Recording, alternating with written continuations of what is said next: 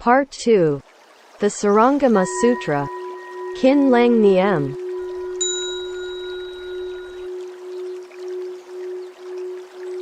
Eliminating the essence of perception, to reveal inceptive enlightenment. Wiping out Ananda's discrimination. Ananda, I now ask you this, when a worldly man says that he can see things, what does he mean by seeing and not seeing? Ananda replied, when a worldly man sees forms by the light of the sun, moon and lamps. This is called seeing, but in the absence of such light, he cannot see anything. The Buddha asked, Ananda, if it is called not seeing when there is no light, he should not see darkness. If he does, this is because there is no light, how then can there be no seeing? Ananda, in the dark, if this is called not seeing solely, because he does not see the light, then when there is light, if he does not see darkness, this is again called not seeing. Thus there would be no seeing in both cases. But in these two states which replace each other, the nature of your seeing does not cease for an instant. Therefore, there is actual seeing in both states, so how can there be no seeing? Revealing the inceptive bodhi. Therefore, Ananda, you should know that when you see the light, your seeing is not clear. When you see the darkness, your seeing is not obscure. When you see the void, it is not empty, and when you see obstruction, it is not obstructed. After you have understood these four states, you should also know that when your absolute seeing perceives the essence of seeing, the former is not the latter which still differs from it. How can your false seeing reach that absolute seeing? How can you speak of cause and condition, of the self existing as such and of the so-called union? You are all ignorant and narrow-minded hearers, Sravaka, and cannot understand pure and clean reality. I now teach you the truth, into which you should look carefully. So do not allow indolence and remissness to obstruct your path to profound bodhi.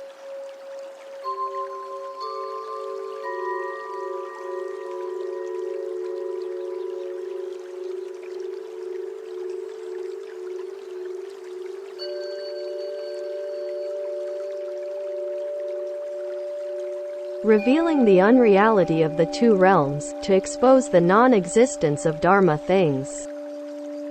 Ananda said to the Buddha, world-honored one, although the Buddha has taught us about cause and condition, the state of the self as such, of mingling and union and of non-mingling and non-union, our minds are still not open to the teaching. As we listened to his further instruction, on seeing that is not seeing, we became more deluded and perplexed. Please be compassionate enough to open our wisdom eye to enlighten us. After saying this, he shed bitter tears, prostrated himself at the Buddha's feet and waited for the holy teaching. The Buddha took pity on Ananda and the assembly and was about to teach the profound practice of the samadhis of the great Dharani when he said to Ananda, though you have tried to memorize my Dharma, you have only broadened your hearing, or knowledge, and are still not very clear about deep insight into samatha. Now listen with attention to what I now tell you fully, for the benefit of you, and those who are still in the stream of transmigration so that you can all win the Bodhi fruit. Ananda, all living beings are subject to transmigration through various worlds, because of two inverted, discriminative and wrong views which, wherever they occur, cause people to be caught in the turning wheel of samsara. What causes these two wrong views? They are due to their individual and collective karmas. Individual karma. What is the individual karma that causes wrong views? Ananda, it is like a man who, because his eyes are inflamed, sees at night a five-colored circle round the light of a lamp. Is this circle the color of the flame or that of his seeing? If it is the color of the flame, why does only the man with bad eyes see it while others do not? If it is the color of his seeing, Since his seeing is already that color, what do you call the circle? Moreover, Ananda, if this circle is independent of the lamp, the man should see it. When looking at nearby curtains, tables and mats, if it is independent of the seeing, it should not be seen by the eyes. But why does the man with bad eyes see it? Therefore, you should know that this color is revealed by the lamplight, and becomes a circle when perceived by defective seeing. Both the circle, form, and the seeing, perception, are due to bad eyes, but that which recognizes this disease is not sick. Thus you should not discriminate in say that it is either the lamp or the seeing, with the further idea of it being neither the lamp nor the seeing. It is like a second moon which is neither the real moon nor its shadow. Why? Because the sight of this second moon is an illusory creation. So wise people should not say that this illusion is or is not form, or that it exists apart from seeing or non-seeing. In the same way, how can you prove that an illusion caused by bad eyes is due to the lamp or to your seeing? Still less can you establish that it is due to neither the lamp nor your seeing. Collective karma. What is the collective karma that causes wrong views? Ananda, this universe, Jambudvipa, comprises, beside the Great Sea, 3,000 continents, with the largest at the center, containing altogether, from east to west, 2,300 countries and other small continents, each consisting of 1, 2, 30, 40, 50, 200, or 300 countries. Ananda, in a small continent there may be only 2 countries, one of which is inhabited by people who, as a result of their evil karma, may witness all sorts of evil states, while the inhabitants of the other country neither see nor even hear of them. Ananda, let us compare these 2 karmic conditions, dealing first with wrong views caused by individual karma, which are similar to those by collective karma. Ananda, all living beings whose individual karma causes them to see wrongly, are like the man who, because his eyes are inflamed, sees round the light of a lamp, a circle which seems to be out there in front of him, but in fact exists because his sight is disturbed. This circle is not created by form. However, the faculty of seeing through which he is aware of this trouble is free from it. Similarly, if you now look at mountains, rivers and the country with its inhabitants, they are all created by a disturbance in your seeing since the time without beginning. Though this seeing and its causal externals seem to be phenomena in front of you, they originally arise from your subjective awareness of that brightness of reality, which leads to a wrong perception of objective causal falsities. Thus awareness and perception cause wrong seeing, but the bright true mind of basic bodhi, which sees clearly these causal states, is free from all ills. That which realizes this awareness as faulty does not fall into delusion. This is what I mean by true seeing, that is not discriminative, and about which you asked for elucidation. How can this be comprehended by your discriminative seeing, hearing, feeling, and knowing? Therefore, your actual seeing of yourself, of me, and of living beings of the 10 types of birth is a disturbance of your seeing, and certainly not that which is aware of your wrong seeing. For the basic nature of the true essence of perception is beyond all ills, hence it is not called seeing. Ananda, let us now compare wrong seeing caused by collective karma with that by individual karma. The illusion of a circle round the light of a lamp seen by a man because his eyes are bad, and the evil condition experienced by all the inhabitants of a country because of collective karma, are both created by false seeing since the time without beginning. Thus the Jambudvipa's 3,000 continents, the 4 great seas, the Saha world and samsaric countries, in the 10 directions, as well as their inhabitants, are the product of causal seeing, hearing, feeling and knowing, which arise from the subjective awareness of the brightness of supramundane wondrous mind, entailing mixtures and unions of concurring causes which result in their rise and fall, revealing the independent basic bodhi, to expose the unfettered absoluteness, Bhattatathata. He who can avoid the illusory mixture and union and non-mixture and non-union of concurrent causes, will be able to destroy all causes of birth and death, thereby perfecting the transcendental nature of enlightenment and realizing the permanent basic bodhi of pure and clean self-mind.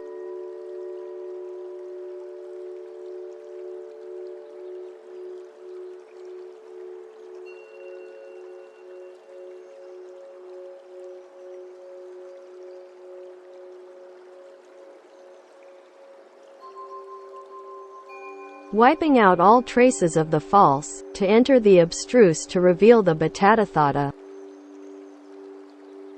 Ananda, though you have understood the profound and bright nature of basic bodhi, which is neither causal, nor conditional, nor the self as such, you are still not clear about this enlightened substance which neither mixture and union nor non-mixture and non-union can create. Ananda, I must now ask you a question. Since you still hold that all false thinking mixes and unites with causes and conditions, you are in doubt and worry about the thoughts of a bodhi mind arising from such mixture and union. If so, does your essence of perception mix with light or darkness, with clarity or obstruction? If it mixes with light, when the latter appears and you see it, where does it mix with your seeing? Since your seeing is clear, where can you find such mixture? If it is not the seeing, why do you see light? If it is the seeing, how can you see your own seeing? Since your seeing is complete by itself, how can it be mixed with the light? Since light is complete by itself, where can it contain your seeing? Therefore, seeing and light differ, and if they are mixed up, even the word light would cease to exist. In other words, such a mixture would suppress the light. Consequently, your concept of a mixture of seeing with light is wrong, and so is a mixture of seeing with darkness, clarity and obstruction. Again, Ananda, does the essence of your perception unite with light, darkness, clarity and obstruction? If it unites with light, then when light vanishes and is replaced by darkness, the seeing should not unite with the latter. But why do you still see darkness? When you see darkness, if your seeing does not unite with it, then when it unites with light, you should not see light as well. If light is not seen, then when there is light, do you know that it is light and not darkness? Likewise, a union of the seeing with darkness, clarity and obstruction is equally false. Ananda asked, World-honored one, I am thinking again about this enlightened substance. Does it neither mix nor unite with causal externals and with the Mindi's thinking and discerning? The Buddha replied, You now speak of not mixing and not uniting. Do you mean that this essence of seeing does not mix with light, darkness, clarity and obstruction? If so, then when you see the light, there should be a demarcation line between seeing and light.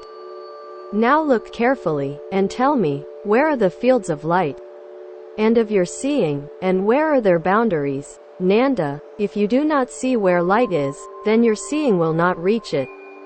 If so, you will not even know where the light is, and how can there be a borderline?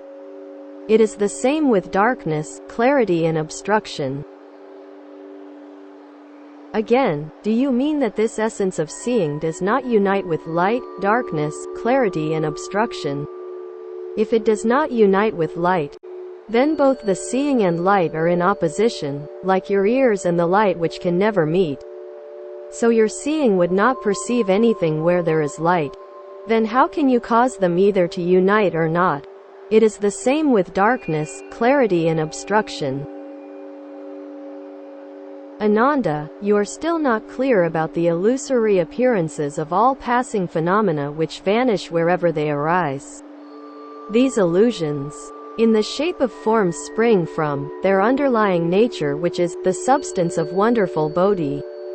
So also are the 6 entrances, organs, the 12 ayatana, 6 sense organs and 6 sense data, and the 18 realms of senses, which falsely arise from the mixture and union of causes and conditions, and which falsely vanish when the same causes and conditions are disconnected. They are but creation and destruction, appearing and vanishing within the permanent, wonderfully bright, immutable, all-embracing and profound Bhattatathata, absolute, nature of the Tathagata store, wherein neither coming nor going, neither delusion nor enlightenment, and neither birth nor death can be found. Fusing myriads of things with the Absolute, to reveal the identity of phenomenon with noumenon. Fusing the 5 aggregates, the first aggregate Rapa. Ananda, why are the 5 aggregates fundamentally the wondrous nature of the Absolute of the Tathagata store? Ananda, for instance, when a man looks at a clear sky with clear eyes, he sees only the void which contains nothing. If suddenly, without any apparent reason, he steadies his seeing, it will be disturbed and he will see flowers dancing and other objects moving in the sky. It is the same with the aggregate Rupa. Ananda, these dancing flowers come neither from the void nor from his eyes. If they came from the void, they would return to it. If there was really such a coming and going of these flowers, the void would not be empty. If voidness was really not empty, i.e. if it was solid, then they could not appear and vanish in it. This is like Nanda's solid body.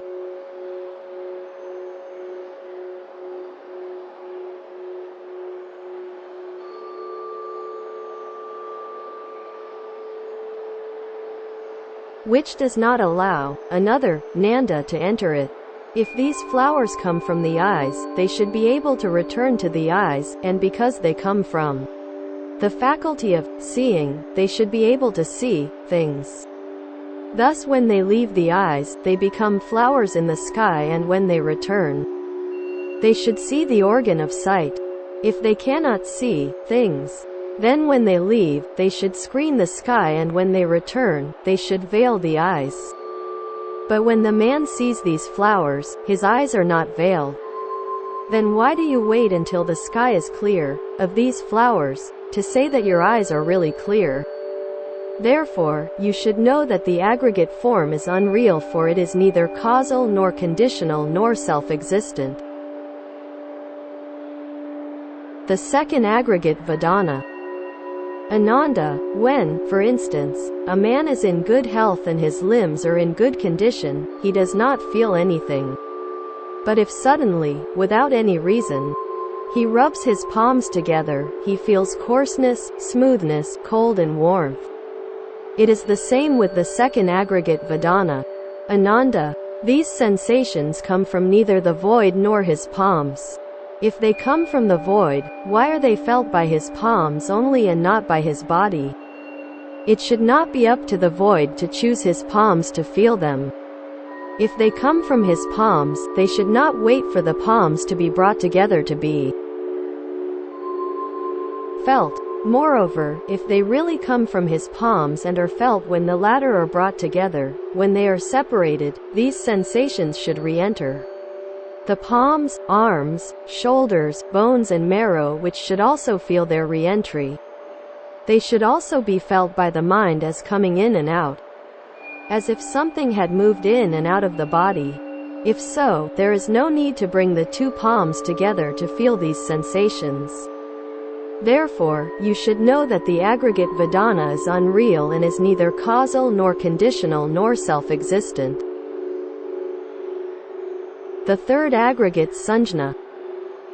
Ananda, if someone speaks of sour plums, your mouth will water, and if you think of walking above an overhanging cliff, you will have the sensation of shivering in the soles of your feet. This is the same with the third aggregate sanjna. Ananda, this talk of sourness does not come from the plum, nor does it enter your mouth. If it comes from the plum, it should be spoken of by the plum itself, then why does it wait for someone to speak of it? If it enters your mouth, it should be your mouth which actually talks about it, then why does it wait until your ears hear of it?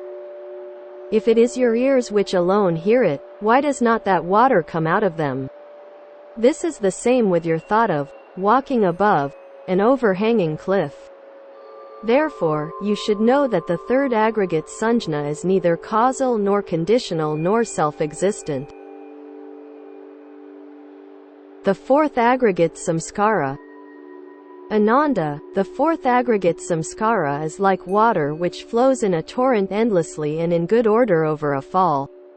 Ananda, this flow does not come from the void, nor is it due to the water. It is neither the water itself nor does it exist apart from the void in the water. If it is created by the void, boundless space would become an endless flow of water and the whole world would be submerged. If it is due to the water, then it should not be water and should have its own form and location which should be apparent. If it is water, then still and clear water should not be water.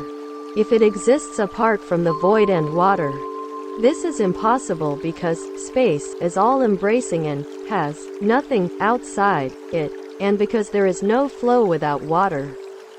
Therefore, you should know that the fourth aggregate samskara is false and is neither causal nor conditional nor self-existent. The fifth aggregate vijnana. Ananda, the fifth aggregate consciousness is like the void in an empty pitcher with two mouths. If someone blocks both mouths and carries it to another country, the void does not go from one place to another. If the void comes from somewhere, that place should lose some of its voidness, and on arrival elsewhere. When the mouths are opened and the pitcher reversed, one should see the void poured out of it. Therefore you should know that consciousness is unreal and is neither causal nor conditional nor self-existent. Fusing the six entrances. Entrance through the eyes. Again, Ananda, why are the six entrances of illusions into the mind fundamentally the absolute nature of the Tathagata store? Ananda, the steadying of the seeing, that disturbs the sight, as well as the eyes, and the disturbance itself are but trouble arising from bodhi. Because the seeing arises between the two states of light and darkness, they are drawn into alaya perception, which is called the faculty of seeing.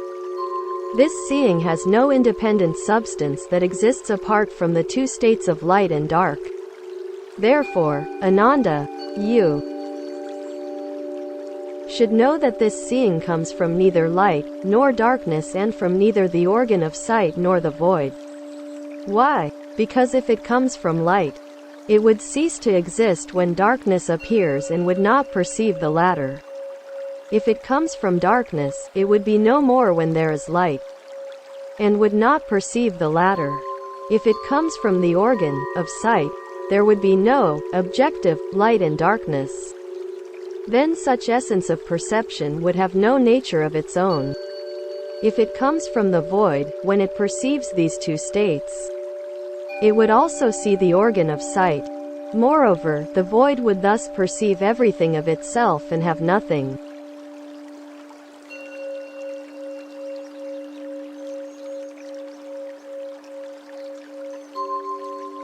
Then such essence of perception would have no nature of its own. If it comes from the void, when it perceives these two states. Entrance through the ears. Ananda, if a man suddenly closes his ears with two fingers, disturbance will arise in this sense organ and he will hear sounds in his head. This closing of the ears, as well as the ears and the disturbance experienced, are trouble that comes from bodhi. Since this hearing arises between the two states of stillness and motion, they are drawn into alaya's perception, which is called hearing. This hearing has no substance. independent of stillness and motion. Nanda, you should know that this hearing comes from neither stillness, nor motion, nor from a sense organ nor the void. Why? Because if it comes from stillness, it should cease to exist when there is motion and would not hear the latter. If it comes from motion, it should cease to exist when there is stillness and would not hear the latter. If it comes from a sense organ, there would be no objective stillness nor motion. Then this faculty of hearing would have no nature of its own. If it comes from the void, that which can hear is, certainly, not the void. Moreover, the void would hear of itself and will have nothing to do with that entrance through your ears. Therefore, you should know that entrance through the ears is neither causal nor conditional nor self-existent. Entrance through the nose. Ananda, if a man suddenly holds his breath, his nostrils will feel cold. Because of this feeling, he can distinguish clearance, ventilation, from obstruction, suffocation, and emptiness from fullness, and can smell fragrant and offensive odors. This restraint of breath as well as the nose, and its feeling or trouble that comes from bodhi. Since feeling arises between the two false conditions of clearance and obstruction, sensations are drawn into alaya, perception, which is called smell.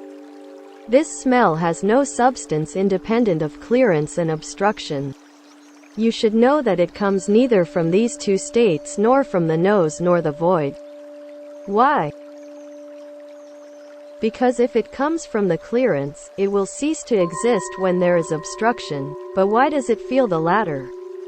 If it comes from obstruction, it will cease to be clear, but why does it come into contact with fragrance and stench? If it comes from a sense organ, there would be no objective clearance and obstruction, then this faculty of smelling would have no nature of its own. If it comes from the void, it should be able to smell your own nose.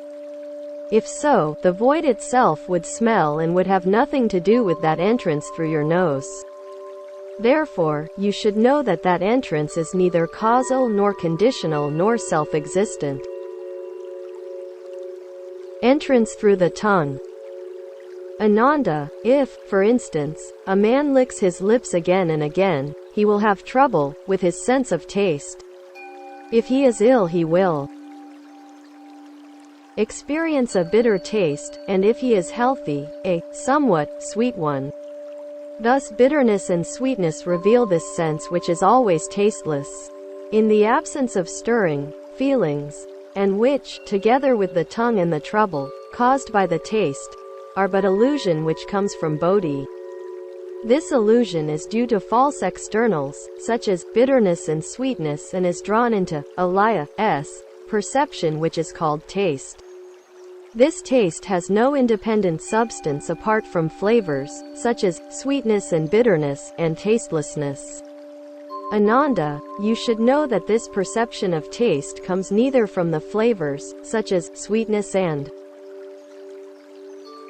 bitterness, nor tastelessness, nor from a sense organ nor the void. Why? Because if it comes from sweetness and bitterness, it will vanish in the state of tastelessness. But why does it feel the latter? If it comes from tastelessness, it will disappear when in touch with sweets. But why does it still feel sweet and bitter tastes? If it comes from the tongue, the latter originally is neither tasteless nor sweet nor bitter. Hence we know that the organ of taste has no nature of its own. If it comes from the void, the latter not being your mouth, would taste by itself. Then what has it to do with that entrance through your tongue? Therefore, you should know that this entrance is unreal, and is neither causal nor conditional nor self-existent. Entrance through the body. Ananda, for instance, when a man touches his warm hand with his cold one, if the coldness exceeds the warm hand will become cold, and if the warmth exceeds the coldness, the cold hand will become warm. This touch is revealed when the two hands meet and then separate. This contact causes the feeling of touch which together with his body and the illusion experienced, are but trouble which comes from bodhi. This trouble occurs where there are two false conditions of contact and separation, and is drawn into alaya perception, which is called touch. This touch has no independent nature apart from contact and separation, and from pleasant and disagreeable conditions. Ananda, you should know that this perception of touch comes neither from contact nor separation, nor from pleasant nor disagreeable conditions, nor from a sense organ nor the void. Why? Because if it comes from contact, it should vanish in the state of separation. But why does it feel the latter? It is the same with pleasant and disagreeable conditions. If it comes from a sense organ, it would be free from contact and separation and from pleasant and disagreeable conditions. Then your body that feels them would have no nature of its own. If it comes from the void, the latter will feel the touch by itself. Then what has it to do with your entrance through the body? Therefore, you should know that this entrance is false and is neither causal nor conditional nor self-existent. Entrance through the intellect. Ananda, when for instance, a man is tired, he sleeps soundly. Then he awakes, and when he sees objects, he remembers and after a time forgets all about them. This is the inverted condition of birth, stay, change and death, which is continuously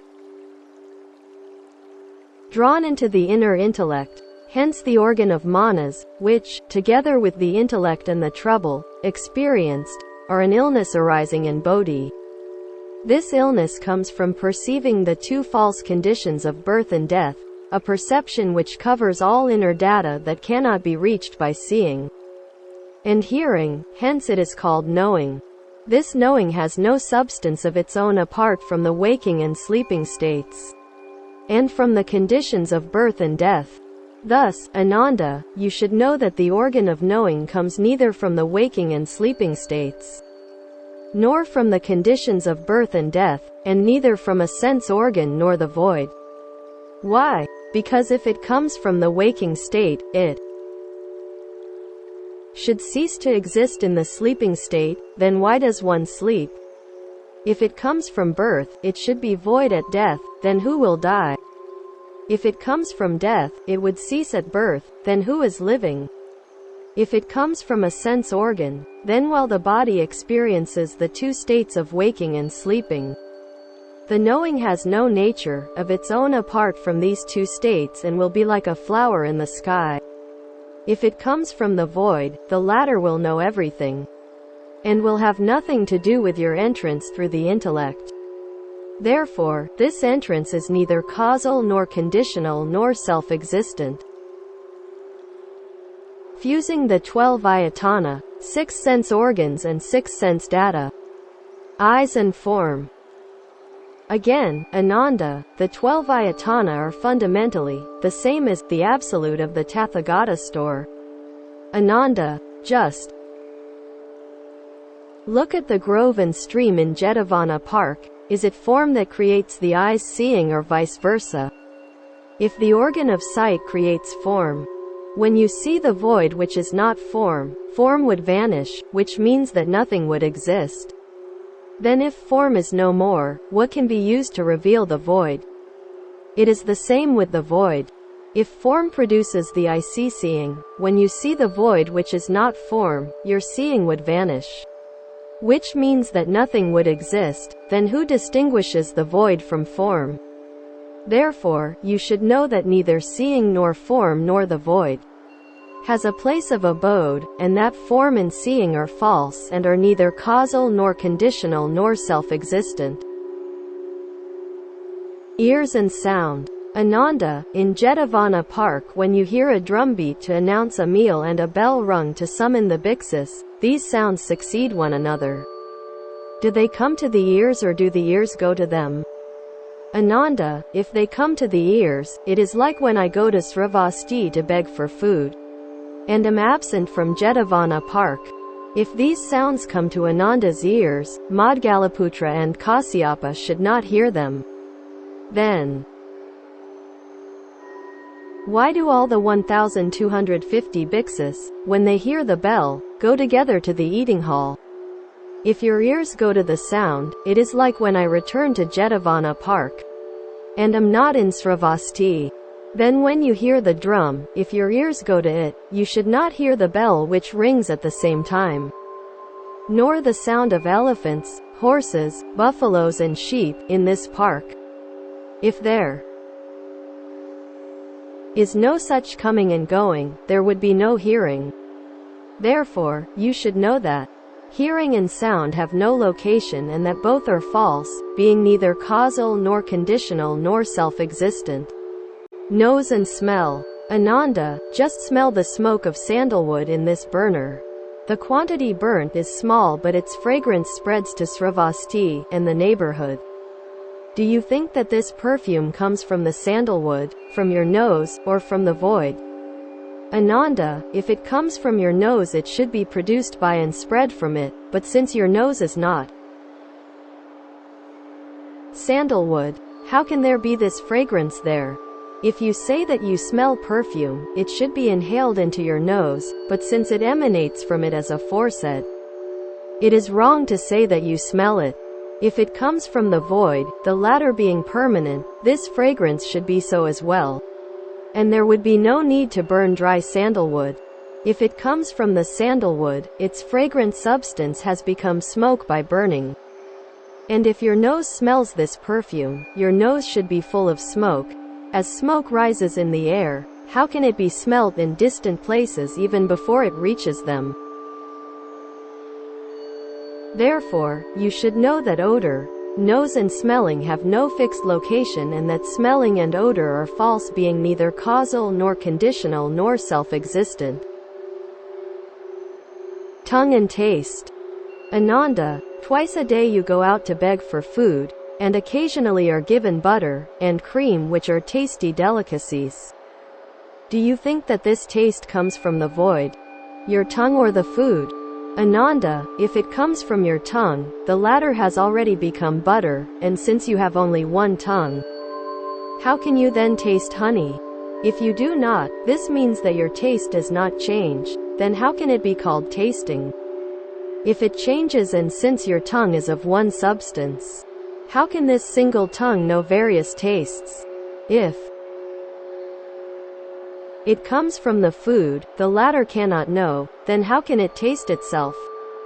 Assuming that it knows itself, it and other food will have nothing to do with your tasting. If it comes from the void, when you bite the air, what does it taste like? Assuming that it comes from the void, when the latter tastes salt. As your tongue is salty, your face should be so too. If so, all men would be like fish in the sea. If you are salty, you will not know what is tasteless. If you do not know what is tasteless, and do not taste salt, you will have no taste.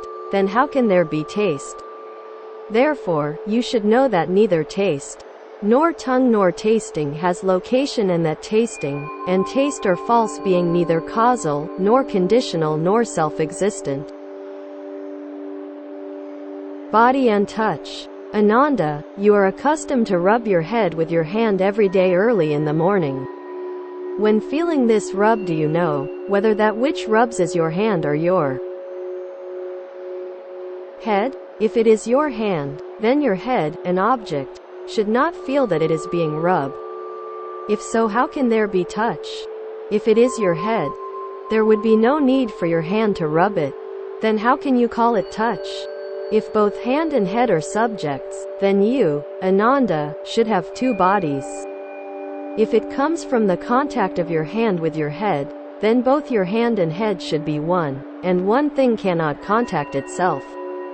If it is two, i.e. hand and head, from which does it arise? For subject and object differ. Neither can there be touch when your head comes into contact with the void. Therefore, you should know that neither the feeling of touch nor your body has location, and that they are false, being neither causal nor conditional nor self-existent. Intellect and Dharma. Ananda, because of good, evil and neutral causes, your intellect, manas, always gives rise to dharma. Are these dharma created by the mind? Or do they exist apart from it and have their own place? Ananda, if they are the same as the mind, they cannot be its objects, for they are not its causal phenomena. Then how can they have a place of their own? If they exist apart from the mind and have their own place, do they possess the faculty of knowing or not?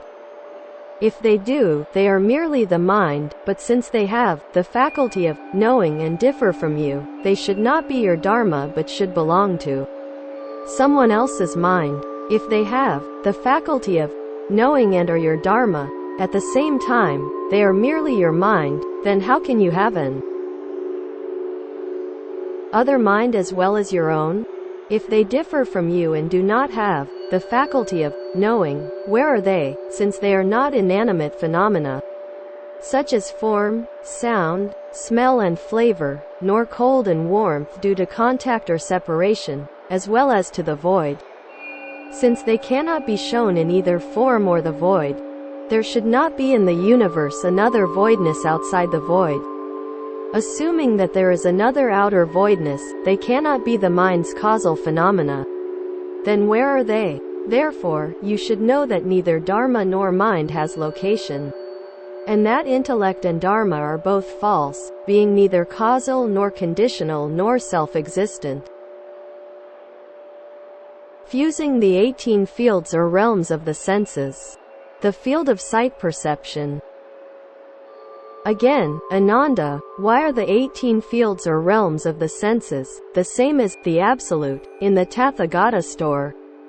Ananda, as you already know, eyes and form are causes that beget sight perception. Is this sight perception created and conditioned by the eyes or by form? Ananda, if it is created by the eyes, in the absence of both form and the void, there will be nothing to be differentiated. Then what is the use of this perception even if you own it? In this instance what you see will be neither blue, yellow, red nor white. Where then can you show its boundary? If it is created by form, when you see the void, which means that form is absent, your perception should cease to exist, then why do you still distinguish the void? When form changes, you notice it but your perception is unchanging. Then where can its boundary be? If perception follows the change of form to undergo its own change, there would be no boundary. If it is unchanging, it should be permanent. Then, as it is created by form, it should not perceive the void. If it is created by both the eyes and form, these two are separate. When you think that they are united and unite, when you think that they are separate, if so, both intermingle, then how can there be the realm of the eyes and that of form? Therefore, you should know that both causal eyes and form as well as the so-called created perception do not exist, and that the eyes, form and the realm of form are neither causal nor conditional nor self-existent. The field of sound perception. Ananda, as you already know, ears and sound are causes that beget perception of sound.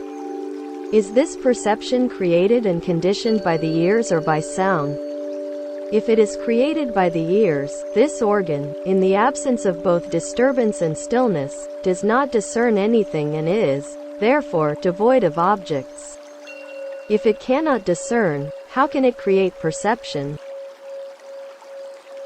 Assuming that hearing begets perception by the ears, since no hearing occurs in the absence of both disturbance and stillness, how can the ears, which are form, unite with external objects to produce perception, and where can the lateris field be? If it is created by sound, that is if it depends solely on sound, then it should have no relation to your hearing. But if hearing ceases, there will be no sound. Now assuming that it is really created by sound, and that sound exists because of hearing, then your hearing of sound should be perceived by the ears. If this sound is not perceived, it would have no relation with the realm of ear perception. On the other hand, if it is heard, it is already sound, and since it is hearingless object, it cannot discern anything. Then who knows the perception? If there is no such knower, you will be like grass and plants. There cannot be a mixing of sound and hearing to create between them an intermediate realm of perception by the ear, for such a realm cannot be at the center, in the inner organ, or in the outer sound.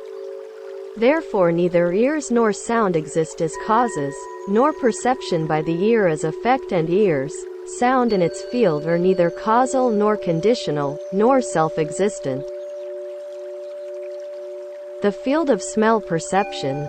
Ananda, as you already know, the nose and smell are causes that beget the perception of smell. Is this perception created and conditioned by the nose or by smell? If so, Nanda, what is this nose? Is it that hooked and fleshy part of your face with which you sniff? But this piece of flesh belongs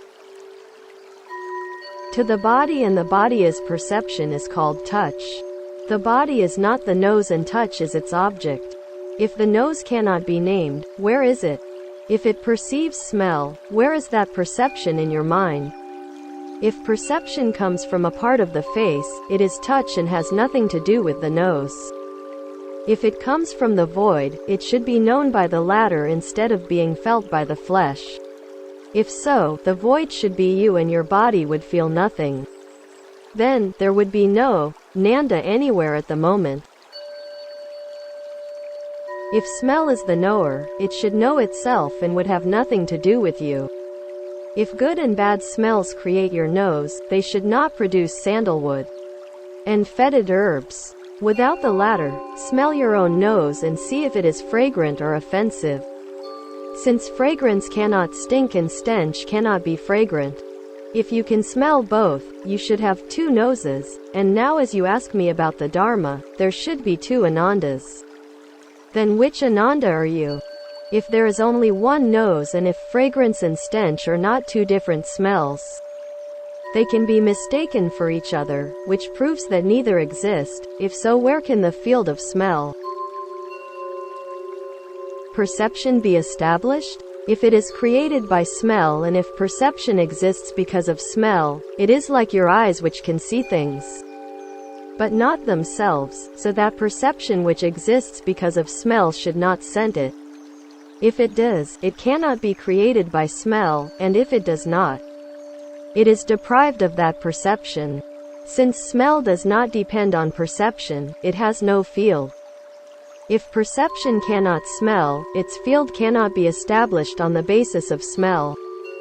Since there is no intermediate perception between nose and smell, there would be neither inner organ nor outer object. Thus smell perception is false. Therefore, neither nose nor smell as causes, nor the field of smell perception as their creation, exist, while nose, smell and its field are neither causal, nor conditional, nor self-existent. The field of taste perception. Ananda, as you already know, tongue-arid taste are causes that beget perception by the tongue. Is this perception created and conditioned by the tongue, or by taste? Ananda, if it is created by the tongue, then sugar cane, sour black plums, bitter wort, rock salt, wild spikenard, ginger and cassia would be tasteless. Taste your own tongue and see if it is sweet or bitter. If it is bitter, who is the taster?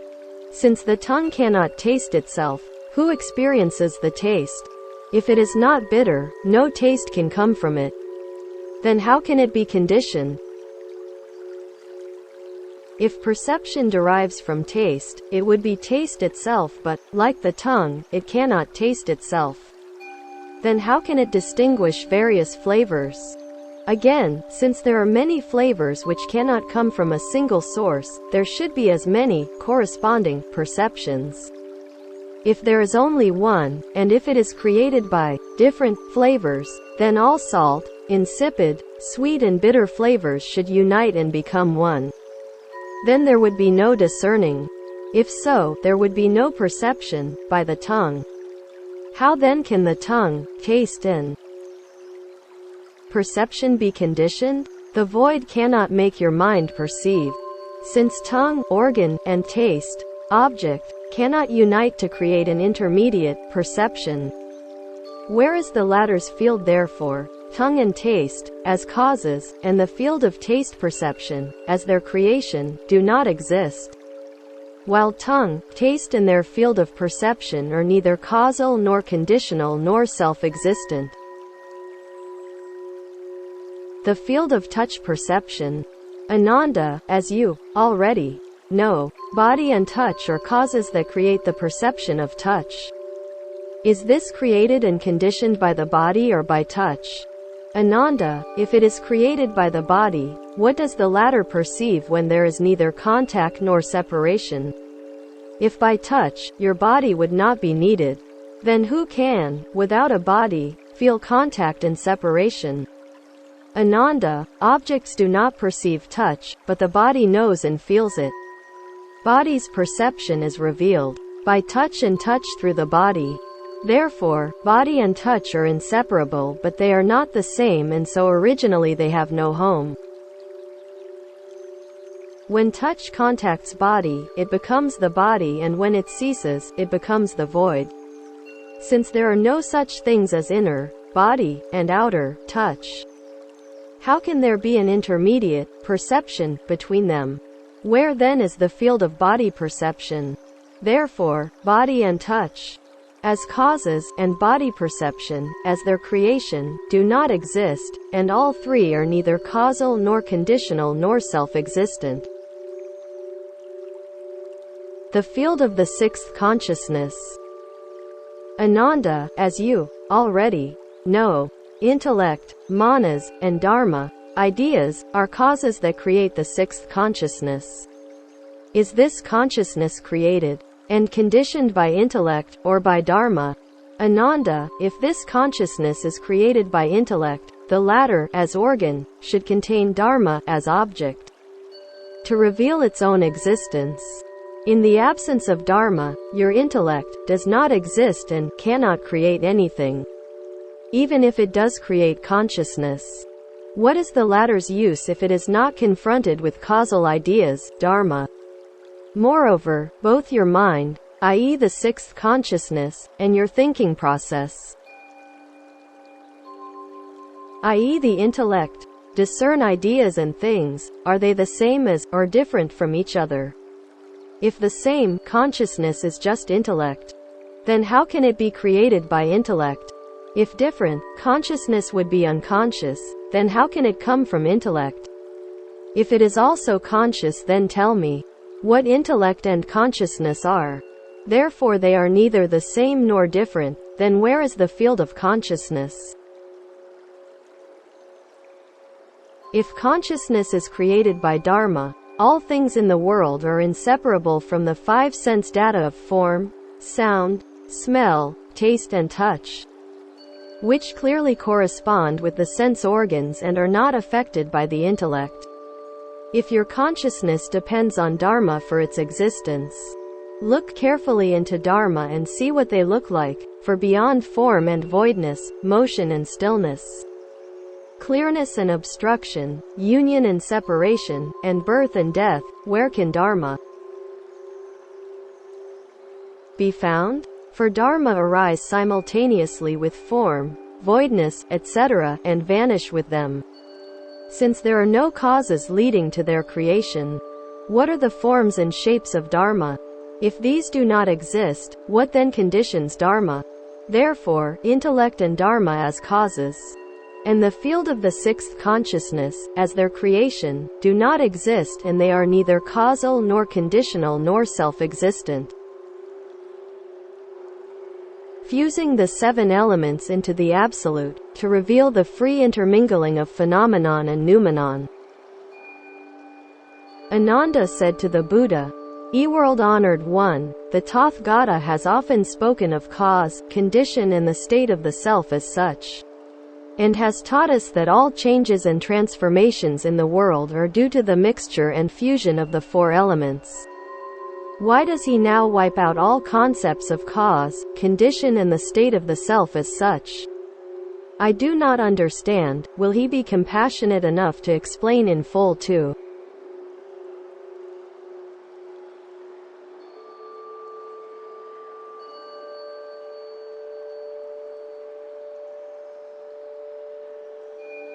All living beings, the mean which is beyond all sophistry. The Buddha replied, you are tired of, and have sought to abandon, the Hinayana teaching on the Sravaka and Pratyeka Buddha stages, and so wish to seek unsurpassed Bodhi. I will, therefore, teach you the supreme truth. Why do you still restrict yourself? By reasoning frivolously about false causes and conditions? Although you have listened to me a lot, you are like one who is accustomed to talk about medicines, but who, when he sees them, cannot pick out those which are good. This is why the Tathagata says that you are really to be pitied. Listen with attention to what I now tell you, so that all who practice Mahayana in the future can attain reality. Ananda kept silent, awaiting the holy teaching. Exposing faulty differentiation. Ananda, as you have said, when the four elements mix and fuse, they cause all kinds of transformation in the world. But they cannot mix and unite if it is against their nature, just as the void cannot with form. On the other hand, if they so mix and fuse, they are transformations, and owe their existence wholly to their mutual dependence. They are thus subject to creation and destruction in endless succession, like the ring of fire caused when a torch is waved in a circle, pointing to the one source. Ananda, this is like water which, after becoming ice, can change back into water. Instruction on the 7 elements. The element of earth. Look at the element of earth, which ranges in size from the great earth to a tiny speck of dust. Split this speck, which is near to nothing, and reduce it to the finest mote on the extreme border of form. Then split it again and it becomes the void. Ananda, if this mote can be reduced to nothing, you should know that form comes from the void. You now ask about material changes which you attribute to the mixing and uniting of the 4 elements. Take, for instance, this mote which is nearest to the void. How much voidness should be mixed and united to produce it? But it is absurd to suppose that this can be done by uniting motes. Since a mote can be split and reduced to voidness, how many particles of form should be fused together to create the void? The union of form with form produces form but not voidness. And the union of the void with the void produces voidness but not form. Form can be split up, but how can the void unite with form? You do not know that in the Tathagata store both form and its opposite, the void, arise from self-nature and are identical with each other, and that the element of earth is fundamentally pure and clean, embraces all in the Dharma realm and manifests because the minds of living beings know and distinguish between things in accordance with the laws of karma. Ignorant worldlings wrongly attribute this to cause, condition and the state of the self as such. Because their consciousnesses differentiate and discriminate without their knowing that the language they use has no real meaning. The element of fire. Ananda, fire has no ego but exists because of external causes. When people in a town are about to prepare their meals, they use mirrors of polished metal to obtain fire from the sun. Ananda, about your idea of mixture and union, take this community of myself and 1250 bhiksus. Though the group is one, each member has his own body, clan and name. Like Sariputra, who is a Brahmin, Uruvilva, a Kasyapa tribesman, and you, Ananda, who are of the Gautama clan.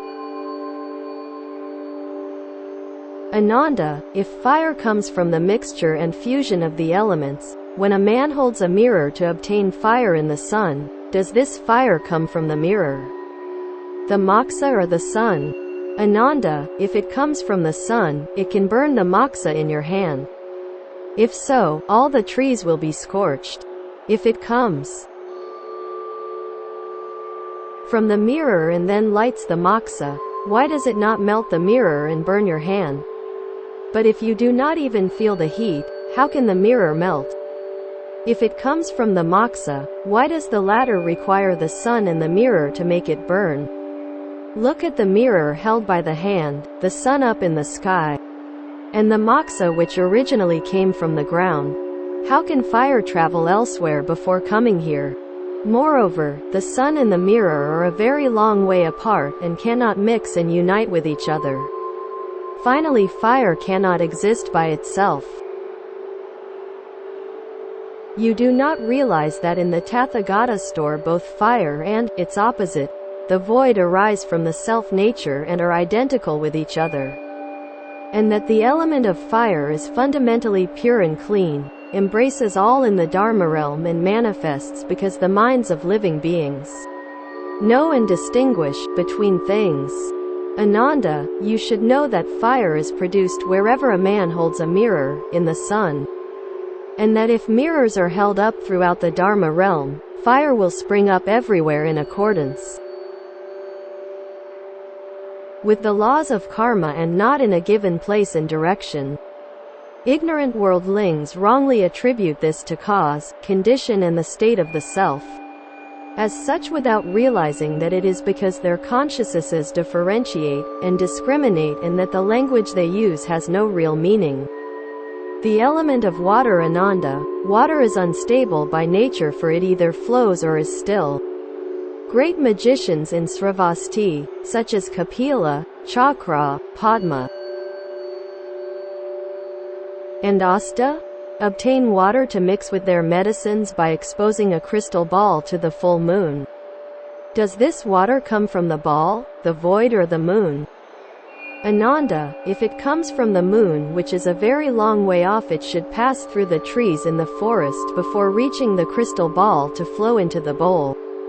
If it does not flow through the trees, this shows that it does not drop from the moon.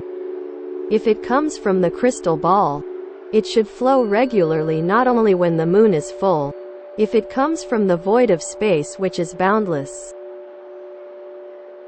it should flow everywhere, submerging everything between earth and heaven. If so, how can there be living beings to walk on the earth, fly in the air, and swim in the water? Think of all this again. The moon is in the sky, the crystal ball is in the man's hand, and the bowl is in front of him. So where does this water come from to flow into the bowl? The moon and the ball are a very long way apart and cannot mix and unite with each other. It is absurd to say that this water does not come from any source. You do not know that in the Tathagata store both water and its opposite, the void, arise from self-nature and are identical with each other. And that the element of water is fundamentally pure and clean, embraces all in the Dharma realm, and manifests because the minds of living beings know and distinguish between things. Thus water flows wherever crystal balls are used to collect it, and if they are held up throughout the Dharma realm, it will flow everywhere in accordance with the laws of karma and not in a given place or direction. Ignorant worldlings wrongly attribute this to cause, condition, and the state of the self as such without knowing that it is because their consciousnesses differentiate and discriminate, and that the language they use has no real meaning. The element of wind, Ananda, the element of wind has no substance and either moves or is still. When you join a gathering and adjust your robe, the hem occasionally brushes the person next to you, disturbing the air which fans his face. Does this wind come from the hem of your robe, from the void, or from that man's face? Ananda, if it comes from the hem of your robe, the latter should leave your body to brush the man's face. As I preach the Dharma here, my robe does not move. Where can you find any wind in it? It has no hidden place where wind can be stored. If the wind comes from the void, why does it not fan the man when your robe is still? Moreover, the void is permanent and so should be the wind. Then without the wind there would be no void. You can feel when the wind stops fanning, but what indication can there be when the void ceases to exist? If the void can be created and destroyed, it cannot really be void, and if it is, how can it create the wind? If the wind comes from your neighbor's face, it should also fan you. Then why does not your robe when brushing against him fan you back? Look into all this carefully. The robe which you adjust is yours, the face fanned is that of another bhiksu, and the void is still and does not move. Then where does the wind come from? The wind and the void differ and can neither mix nor unite, while the wind cannot exist of itself without a cause. You do not realize that in the Tathagata store wind and its opposite, the void, arise from self-nature and are identical with each other, that the element of wind is fundamentally pure and clean, and embraces all in the Dharma realm and manifests because the minds of living beings know and distinguish between things. If, Ananda, you move your robe, a light wind stirs. And if there is similar movement throughout the Dharma realm, there will be wind all over the world in accordance with the laws of karma and not in a given place or direction. Ignorant worldlings attribute the element of wind to cause, condition and the state of the self as such. Because their consciousnesses differentiate and discriminate without realizing that the language they use has no real meaning. The element of space, Ananda. Space is far from the river. People of different castes, such as Kshatriya, Brahmin, Vaisya, Sudra, Bharadvaja and Kandala, who come to live there, dig wells to find water. Each foot of earth is replaced by a foot of space and 10 feet of earth by 10 feet of space, so that the shallowness or depth of each well corresponds with the amount of earth removed. Does this space come from the earth, from the digging, or from itself as such? Ananda, if space exists of itself, why before the digging was it not unobstructed by the earth? Why was there only earth without any space being seen there? If space comes from the earth, it should be seen to enter the well when the earth is being dug out.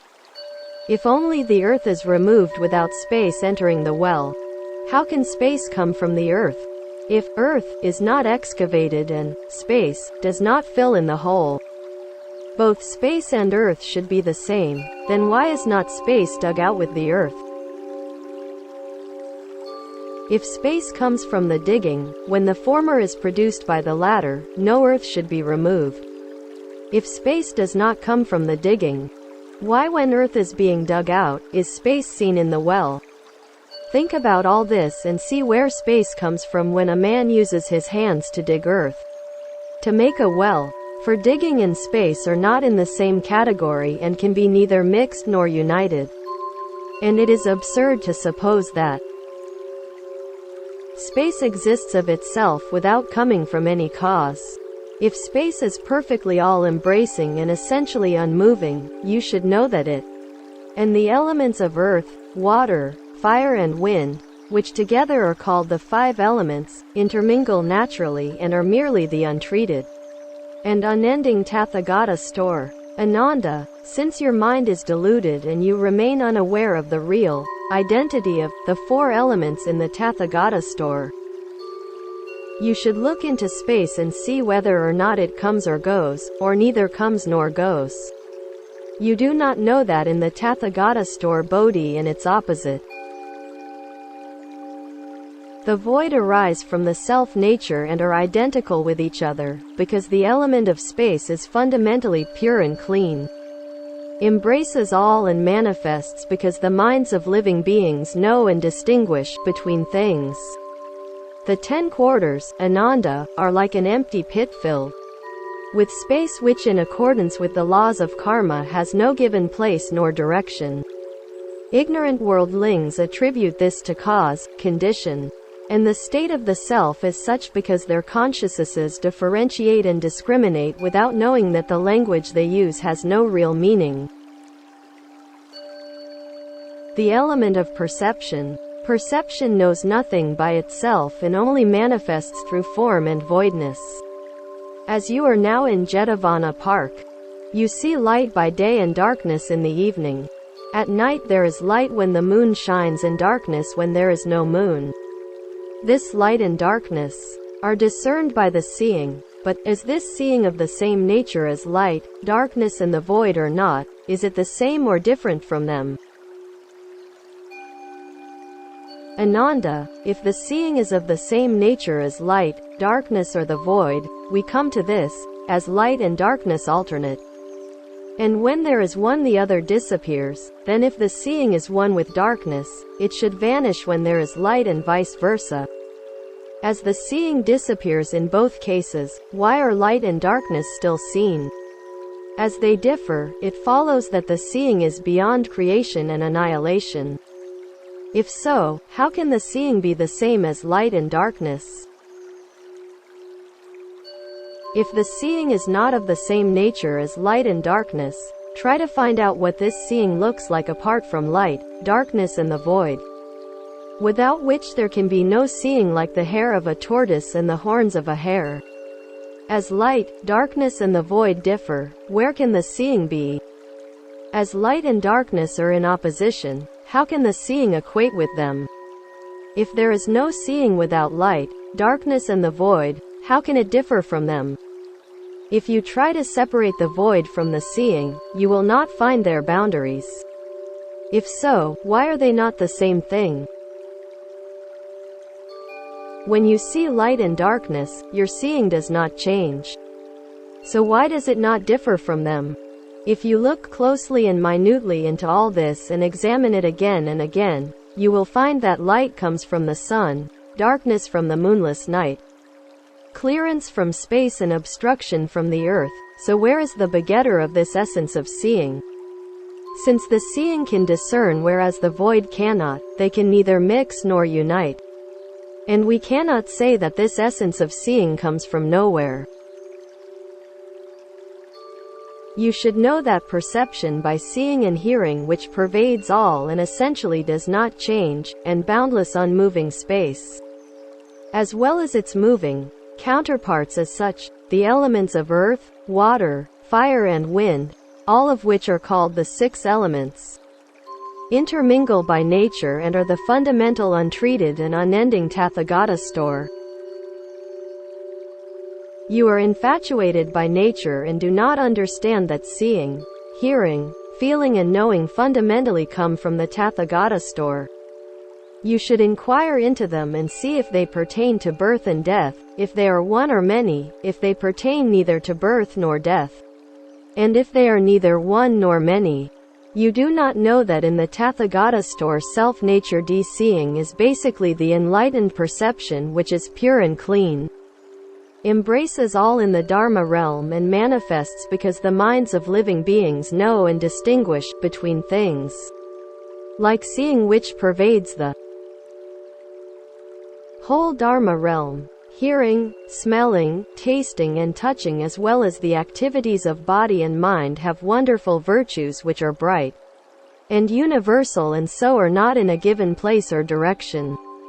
They manifest according to the laws of karma, but ignorant worldlings think wrongly that they are causal, conditional and due to the self as such. Because of their consciousnesses, they differentiate and discriminate, and do not know that their language has no real meaning. The element of consciousness. Ananda, consciousness has no origin and is an illusion, arising from the six organs and sense data. Look at this holy assembly and turn round to see those present. Your eyes are like a mirror which cannot discern while your consciousness notices in turn the presence of Manjusri, Purnamatra Yaniputra, Madgalyayana, Subhuti, Sariputra, etc. Does this consciousness come from perception, form or the void, or does it emerge suddenly without any cause? Ananda, if your consciousness comes from your seeing, perception, then in the absence of light, darkness, form in the void, there will be no seeing, and when there is no perception, how can it create consciousness? If your consciousness comes from form, that is not from perception, then, when light and darkness are not seen, there are neither form nor the void, then how can non-existing form create consciousness? If your consciousness comes from the voido, that is neither from form nor perception, the absence of perception means also that of discernment, which implies the non-perception of light, darkness, form and the void, and the absence of form is the end of all external causes. How, then, can your seeing, hearing, feeling and knowing occur? Thus without form and perception, consciousness which comes from the void simply does not exist. On the other hand, if it exists in the absence of objects, what can it discern?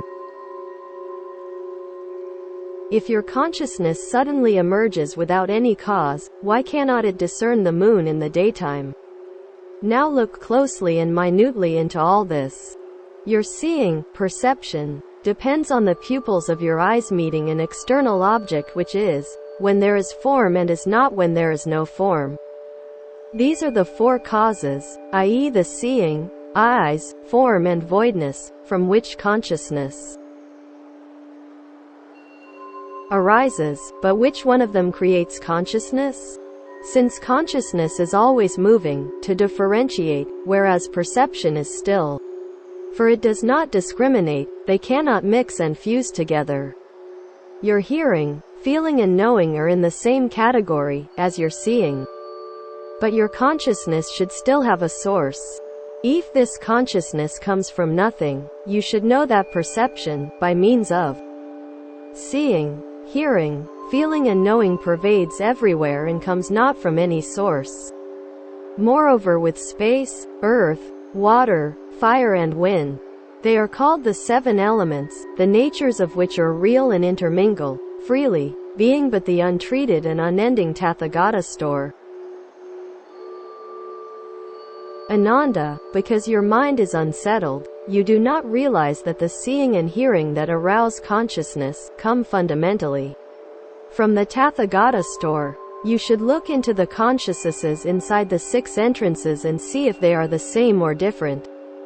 Exist or not, are neither the same nor different, and neither exist nor not. For you do not realize that in the Tathagata store self-natured consciousness is the enlightened basic bodhi which embraces and pervades the whole Dharma realm, is not to be found in a given place or direction, and manifests according to the laws of karma. Ignorant worldlings think wrongly that it is causal, conditional and due to the self as such, according to the way their consciousnesses differentiate and discriminate, while they do not know that the language they use has no real meaning. Ananda's understanding expressed in his Gatha. After listening to the Buddha's profound instruction, Ananda and the assembly realized that their bodies and minds were now free from all obstructions. Each understood that his self-mind pervaded the 10 directions of space, which he saw clearly like a leaf held in his own hand, and that all things were the wondrous and bright fundamental mind of Bodhi, while his essence of mind embraced all and contained the 10 directions.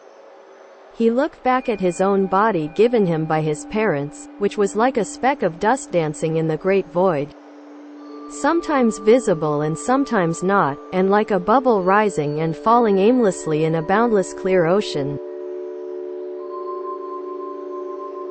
After seeing all this clearly, they all realized their fundamental, profound, permanent and indestructible self-minds, and brought their palms together to pay reverence to the Buddha, thanking him for showing them what they had never seen before. Thereupon, Ananda praised the Buddha in the following Gatha: O thou serene, all-powerful and unchanging Lord, rare is your all-embracing supreme Shurangama, which helps me to root out wrong thoughts that have been held for untold eons, and teaches me how to realize Dharmakaya in an instant.